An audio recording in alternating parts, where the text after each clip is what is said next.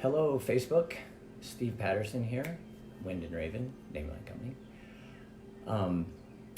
It's 11 o'clock Eastern time. The church bell just tolled over there. Told me so. It's 11 o'clock. Today, I'm going to field a question that was posed to me from a shamanic practitioner in Europe about how to balance the scientific approach and the esoteric approach, spirituality, on one side. How do I balance those two and have them both at the level I do within me as far as my approach to things? And so, since that's a pretty involved question, I wanted to address it because it's a question that has been asked of me on a number of occasions over the years by people due to the different way that I approach shamanism in the many years that I have been doing shamanic practice. And so with that in mind, here I go. So getting to the question of how is it that I can validate, you could say, both the esoteric side and the non-esoteric, the linear world. The linear world being a world of a this and a that, cause, something causes something else to happen.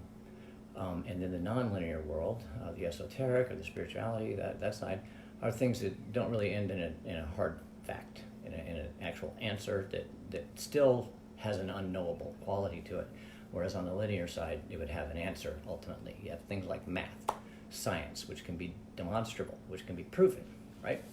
So you have on one side that linear world of that, and then on the other side you have the non-linear world where spirituality takes place. Now, to answer the question posed to me, how do I validate one way or the other, both maintaining a linear mindset and a non-linear mindset, to the extent that I do in my way that I try to understand human behavior and consciousness and the nature of reality itself, what gives rise to our conscious thoughts, what are the things that go into how we arrive at our decisions on choice, and anything that limits choice gets in the way of us and who we truly might be, you could say. So these are the kinds of questions that I explore when I'm looking at when people come to me with their situations in life, that approach to the causality there. So anyway, that's that. Now, I want to say at the beginning of this one that there's probably going to be a lot of opportunity here to become triggered because somebody that is firmly in the esoteric or firmly on the linear side will have a hard time getting across that line in the middle due to their own beliefs. You have the objective truth, which is the thing, right? Like the fact that maybe you're watching me right now, we both agree on that. And the conditions might be different. I'm sitting here, you're sitting there, wherever you're at. But our take on it, the context of it, what kind of day are you having? What are you doing right now? Are you listening or are you talking? Which one of us are you? Those are also conditions, but the context of how you feel, all this comes into it in this nonlinear way that is more difficult to explain than this adds up to that. So that line is hard to cross by some people because maybe on the spiritual side, you might say, well, science just says that to explain it, but it's really just, a construct of our own consciousness. We create our own reality somehow there. That might be the approach, might be, okay? Again, I'm not trying to trigger anybody here. I'm just telling you to answer this question that was posed to me by a shamanic practitioner in Europe. How do I balance these two, the scientific approach that I take and the esoteric approach that I take? How do I do that? And this is that. And so here in the middle of there, this space that I sort of fancy myself in is between the two. Because I think there's plenty available in both to really explain to me personally the nature of reality itself. And so within that, we're going to start with the development of what is called the etheric brain, all right? In our physicality, our bodies, right?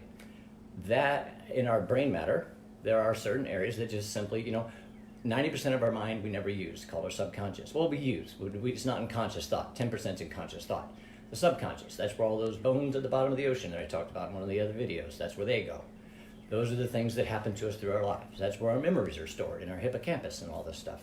And so this is a physicality question here. This is a scientific explanation for how it is that we conceive of reality in our mind, right? And so within that, the development of what's called an etheric brain takes place in some people based on the conditions of their life and how they approach things. Do they have a different disposition one way or another? What ultimately happens for those who are expansive and seek to grow and learn more and don't inherently question based on their belief, that's the arrival of the etheric mind. And the etheric mind, then you have the spirituality develops, right? So to be spiritual, not religious, I'm not talking religious, that's on this side, that's linear. To be spiritual is the feel of being connected to everything. That's the etherical space, right? The etheric mind. You now feel yourself as connected to the world around you. You are not a this and a that. Now, granted, in our 3D world that we look at things, we live in a linear world where, yes, I am here and you are there, and we all agree on that. And with that in place, we have to stay cognizant of that if we're going to operate as a species and be able to communicate, right? That's our collective consciousness. That's what we all agree upon as real, and those are objects. But then the subjective truth becomes how we view it from our point of view. So the etheric mind, though, what happens to people that do not develop that, they stay in a linear mindset. They might acknowledge these other spaces, but they simply can't get there. They have not developed that part of their brain. Their hippocampus is stuffed full of all kinds of negative energy, negative beliefs, negative this, negative that they keep put under those layers in their subconscious, and those things are a determinant of their future based on the fact that they don't clear it, they don't open up, something happens, they stay over there on the linear side of this causes that. Oh my God, this happened to me. You know, the payoff for the victim is enormous in society. If you are the victim of anything, then you don't have to explain anything. It's easy to be the victim. It's got the highest payoff of any kind of behavior you can have. A similar one right there in those areas is the whole idea of justice. They deserve that. Now, why do they deserve that? Well, they deserve that because of my subjective truth based on some kind of morality that they are wrong. And I am right, so I am better, right? So that's justice. And again, like I said in previous videos, I'm not trying to say we don't need law and order. That's silly to even suggest that. We need to have some form of order, but in talking about linear dynamics like I do, that's that expressed in human in our world. You know, that's why we have law and order, things we can't do. Well, how do we arrive at what we can and can't do? We have to have something called morality, which rises of us as we evolved as species, and eventually we became to a point where we became aware, and then in our memory we're able to remember something. Now we have a this and a that. That's how I remember it. This is now the beginning of learning in the human animal as it evolved, and then you attach the intellect to that, and suddenly, which slower species do not have the intellect part. That's the thing that's different between us, as far as we know anyway, as far as scientific approach.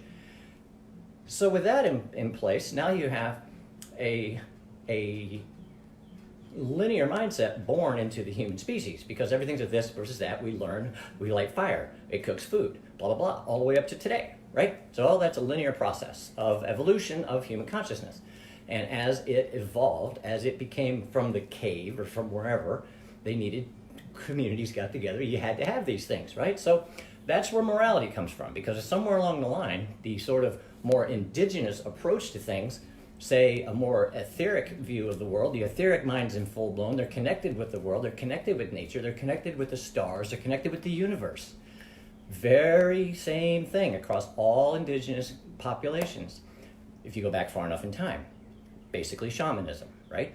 The notion that, you know, the four winds are called in because they're present in your ceremony, and you acknowledge the void, a place of the unknown, but also has all information, all these abstract things there that don't show a duality, that show degrees of things and general guidelines and things, and eventually that becomes more serious and becomes organized religion and is attached to law. Then you have morality, right? So, and again, I'm not questioning the morality around certain things, but that's how we get there. That's how it arrives. That's how it rose in the human consciousness as the species developed, right? And that's scientifically proven. You can check that out. Plenty of books on that. So that's that side. So the reason I'm saying all this is because to answer the question of the question posed to me, how do I balance this scientific approach that I take with the very esoteric approach that I take, having originally come out of shamanism into the drug and alcohol community as a counselor, right? Of which I promptly left, due largely to the sort of nonlinear etheric space that I came from in the first place. I found it too limiting. So I came to be what I am today, doing it this way. Or not this way, but you know what I mean. Maybe you do, maybe you don't. That's fine. But the reason I say that is that in looking at reality, we really can't ever know for sure. We can only know subject to our own interpretation of it. Every view is different, and everything is dependent on what we're viewing and what we're thinking about it, right? Take, for instance, social conditioning. I talk about social conditioning a lot, and that's the period roughly between 3, when you become aware, and say 18, the general model of getting out of high school or whatever it is. You become an adult, you leave. During those 15 years, you're subjected to teaching, religious belief, parents, all kinds of things that show you how the world is. They create that reality for you, and then you step into it at 18, and then you do what you do with your life. That's the social conditioning that I look at. And to give you an example of how blatantly obvious that is in the world, all you have to do is look at the network news, right? It's not a matter of brainwashing here. It is complete 100% brainwashing. There's nothing you can do to avoid it when you watch the news. Even the angle they put the camera at, they just created your reality of that moment. So it's all created in that way. Now, at that point, their subjectiveness of showing you that angle is going to be based on their belief that this is how you need to see it, right? This might be something you've never heard of before, but now it's important. This is how it looks, and this is how we want you to see it. And everything that happens after that, in the interest of good programming, they then put it in a way that is agreeable to you to watch, right? But every single scene is created for you as you go. So with that in mind, there's no way to view the news without it being 100% brainwashing. Now, does that mean that you leave and you believe every word you were told, like, the knee-jerk reaction to the word brainwashing might be? No, I'm not saying that. You don't leave a drone. But what you do over years and years and years of that, you get used to the reality being created for you, right? You see on the news, this thing that happened, it was bad, right? People die all over the place of accidents all day long. But if you put a mother with a dying baby who had the same car accident as some other person, who do you think is going to be on the news? Right, they sensationalize it. A mother with a baby in a news feed is going to win the click every time. And I'm not saying that to be insensitive to the person that had this happen to them, but the sensationalism of that reality shows you this is how bad it is. And then you can think that. So that's a created reality. So with that in mind, I look at the world, right? And if you're joining late, what I'm answering here is a question that was posed to me from Europe, from a shamanic practitioner, on how do I sort of balance the scientific approach that I take with the esoteric, nonlinear, etheric space. Well, to answer that, you have to have first, as I said at the beginning, you have to have the etheric mind. You have to feel that you're connected to things other than just the things that are told to you, right? That you believe you're connected to a higher source, a higher power, a sort of other being, but you are connected to it. You're not separate from it. Duality would be separate from it.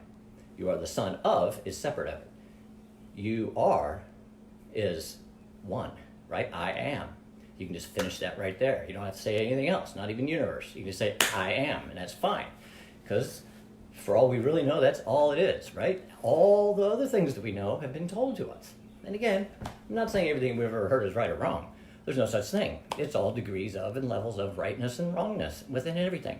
There's no such thing as an opposite. There's only a level of, right? The example that I often use, you don't add not light to get less light. You simply take less light. You simply shade, or you somehow have less light. There's no such thing as darkness you add to it. Darkness does not exist. Darkness is an absence of light.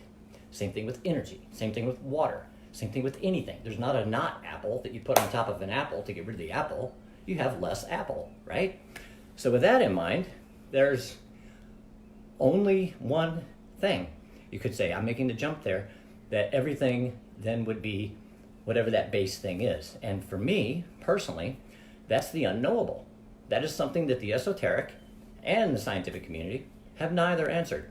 They both say they do, but they both get to an unknowable spot. In science, they admit it right now. The work being done by Professor Hoffman out in California on the nature of reality and causal agents and all these things that he's building that on is breathtaking. I think it's fascinating, but he himself knows that he only knows so far, and he admits it. Same thing with Chalmers and his hard question of consciousness, the mind-body connection. Why does it happen? Don't know that yet. Science can't prove that. That's what data science is all about these days. It's sort of merging of various scientific approaches into one to get a general understanding. a very nonlinear approach when you think of the idea of attractors. I mean, so now they're seeing what is the attraction to this commonality based on these multiple approaches. What can we learn from that? It's a good new science. And so I like that a lot. Those are the people I keep up with. You could say they are my scientific teachers in a way. If you want to look at it like that, I have spiritual teachers. They're at the cutting edge of what they do, and I admire them, their work, so. But they do explain reality to me in a very convincing way when it comes to the physicality of the human body and the limitations of the human mind.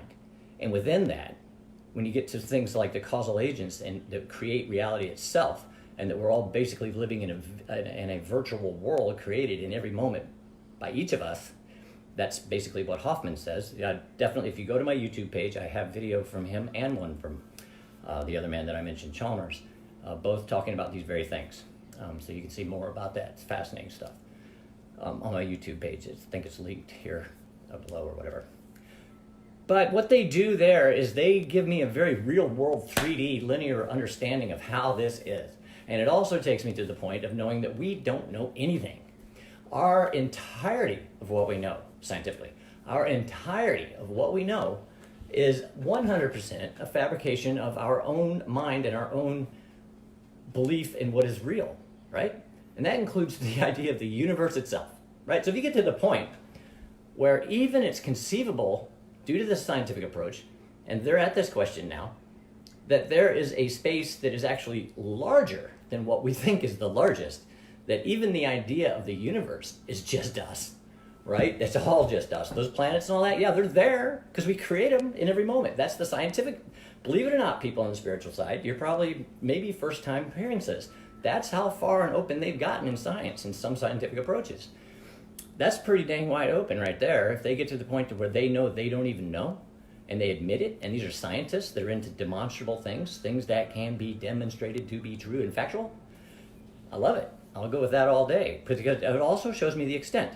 And now that extent is able to be reached if you go to if you go over to the etheric, if you develop the etheric the etheric brain. You can go back to the beginning if you came in late, hear what I'm talking about.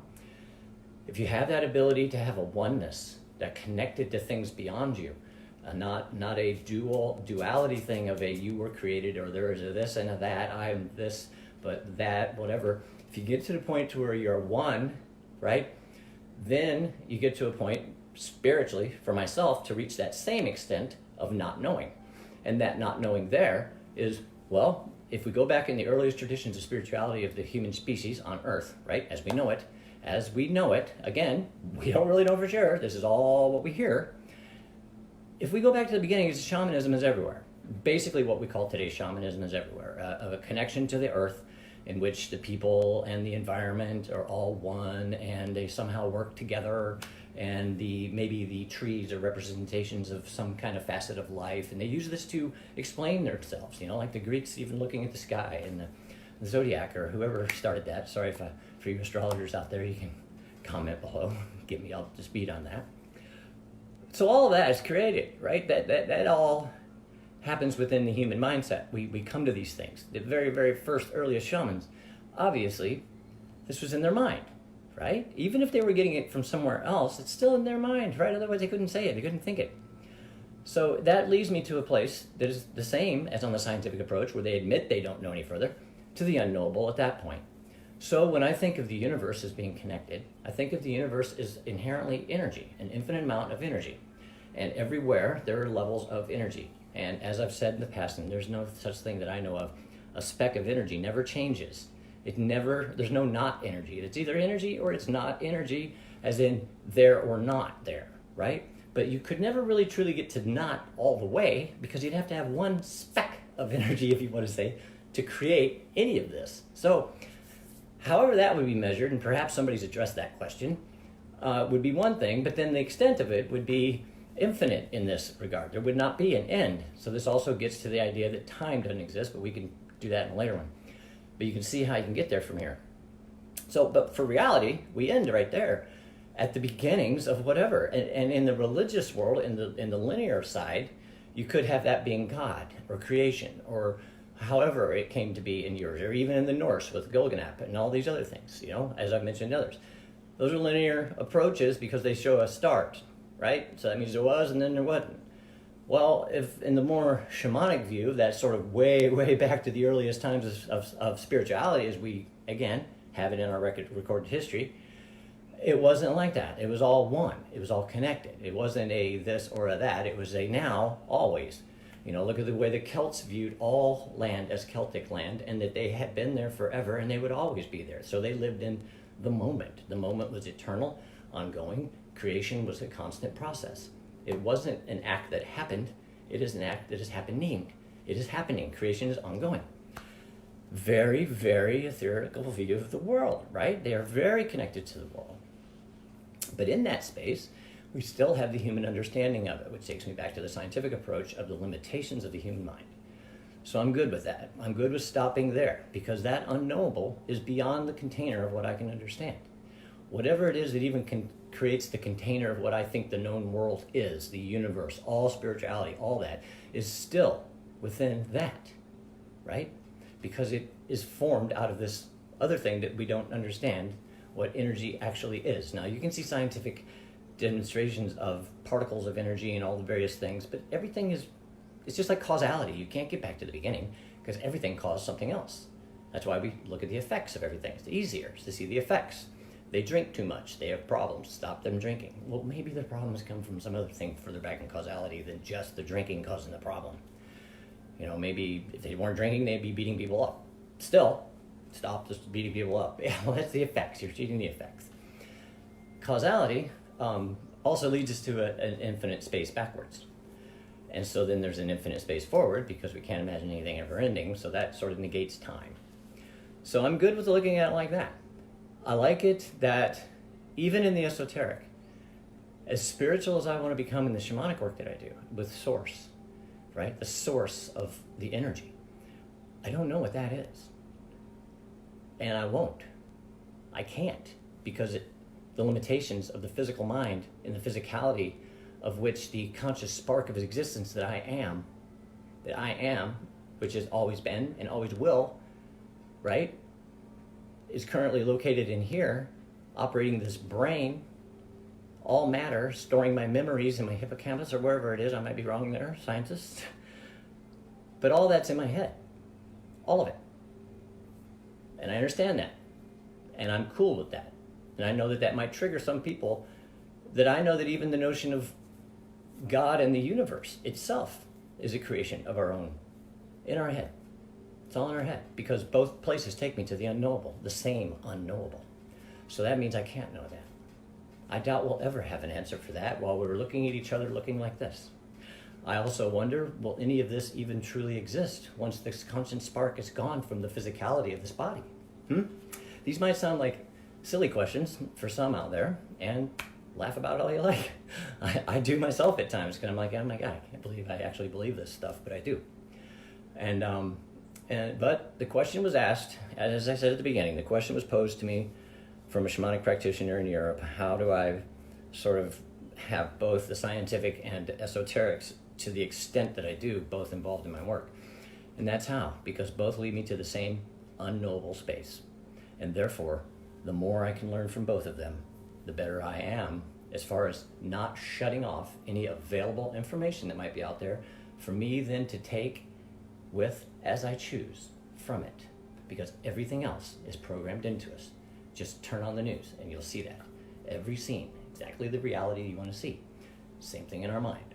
What is it we believe? That's what we see, right? It's all created reality within us. So if you can get to that point, shaman in Europe, if you can get to the point where even source itself becomes the creator of reality at that level, to where none of this. And so how would you connect to that? Anyway, that brings the connection. Let's talk about that for a second, shaman in Europe. If source is the infinite expanse of energy available in the universe, right? It still is manufacturing or somehow creates energy, but yet at the same time energy is ever expanding and is infinite, right? If it's like that, well then how do you connect to that? Well, the first thing you'd probably have to do is to shut down any form of attention to anything in your physicality. Anything. No breath work, no meditative sitting or pose or any of that. Now I know, trigger alert, trigger alert, trigger alert. But if you think about it, to get your mind totally, as much as you can to connect to that conscious spark that you are, any attention you're paying to things other than that are going to only be a filter, right? Only less of that true essence that you might be able to attain. And whether or not we can even attain it or not, who knows? But you got to look at it like that. If we're sitting there consciously breathing, if we're sitting there consciously doing this, if we're rattling, if we're doing anything at all, we're involving part of our mind is controlling that physicality, right? We think it runs on autopilot, but our subconscious, it's all doing all these things, right? Our body does run, but it's all one conscious being. The mind-body connection, that hard question of consciousness that Chalmers refers to, that's in that video that I talk about on my YouTube page. If we're there, then that means that the only way to connect to that source would be with no filters. Try to get as dark and silent as you could even get, to not create any reality whatsoever.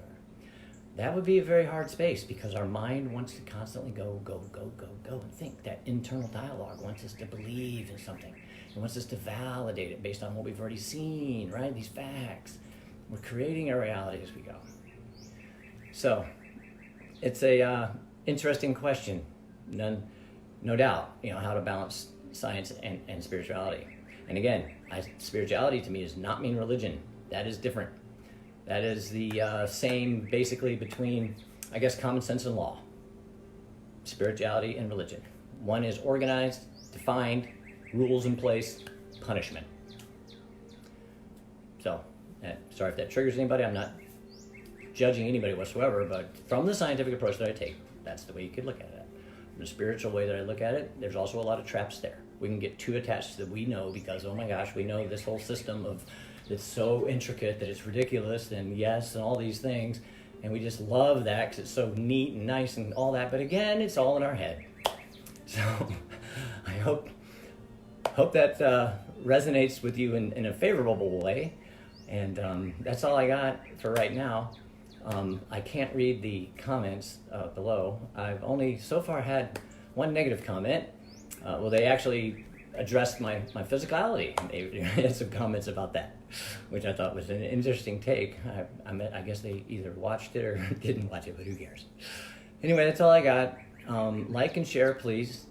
And I will be back with another one of these. Give me some more suggestions. I love these kinds of questions. Thanks. Have a great day and stay safe. And remember, everything's going to be fine. You just got to believe that. Right. It's what I did when I was sick for all those years. They kept saying 6 months to live, 6 months to live, 6 months to live. I didn't buy it. And you can say, yeah, dude, you were just skipping down the happy trail of life. Yep, I'm still there. So have at it. Have a great day. And be nice to everybody you meet. Bye.